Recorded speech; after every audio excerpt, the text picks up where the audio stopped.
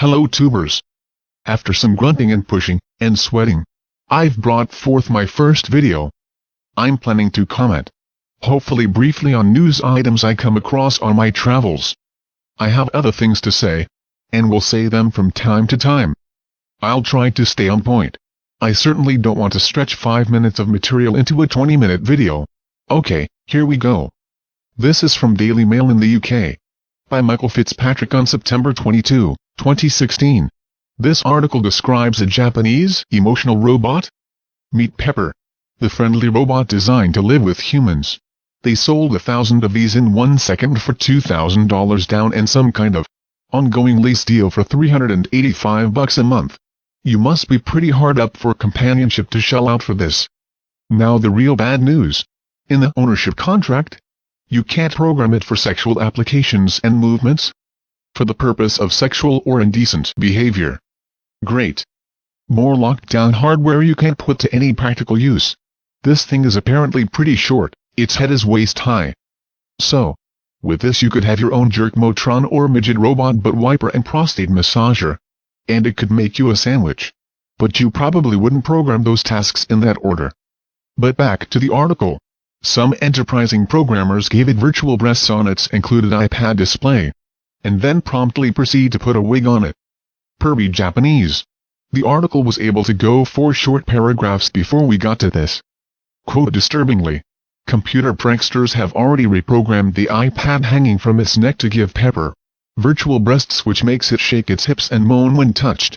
It has reignited the debate around so-called sexbots, with one roboticist telling Mail Online that machines which humans can realistically fall in love with are only years away. End quote. This is followed by the obligatory statements. Soon people could fall in love with robots. Sex robots are becoming a disturbing focus in robotics. Sexbots could damage human relationships. As if something that's been through a shredder could somehow be damaged further. This is very disturbing indeed. Blah blah moral panic, blah blah blah. Another quote. Soon there will be realistic humanoid robots with AI artificial intelligence, said Professor Adrian David Cheok, a roboticist at London City University. Some of us will fall in love and have sex with robots. Also asked, is sex with a robot cheating? Also Professor Cheok asks, do robots have rights? As far as robots having rights, we should probably figure out if men and unborn children have rights first. One thing struck me as pretty funny in the discussion of whether robots have rights is the design and appearance of the robots. An advanced version of this robot might need rights. For instance, this poor childlike robot needs to have rights so as not to be molested by rampantly perverted Japanese computer dorks. However, these robots, not so much. Should this robot have rights? Oh hell no. It has the right to be killed with fire. Did you catch it? You felt sympathy and empathy for a piece of plastic because it looks like a child. What if it were loaded with explosives and shrapnel and sent to a school playground to bring the kids close to it before detonating? Would you still feel empathy for this inanimate physical object? Let's look at this bug-looking bot again.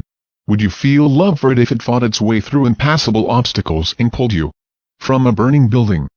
So anyway, robots have rights, as long as they're cute. Even now, you're still swayed by your instincts. At least you have awareness. So, ultimately people will fuck robots. More women, and men, getting priced out of yet another labor market. Who knows, maybe, in the end, robots will wind up fucking other robots to satisfy their own imperatives. Robot sex isn't the real takeaway here. I think that the real takeaway here is that form is being forcibly divorced from functionality. Ultimately, some devout Muslim will make Pepper into a bomb and will watch our children's bloody limbs flying everywhere. And just as inevitably, creeping insect robot will save lives against impossible odds, and without any regard for self-preservation. In these situations we will be forced to look at what men, women, and robots actually do, as opposed to what they look like. Well, that's all I've got. Link to the article, and other stuff, below.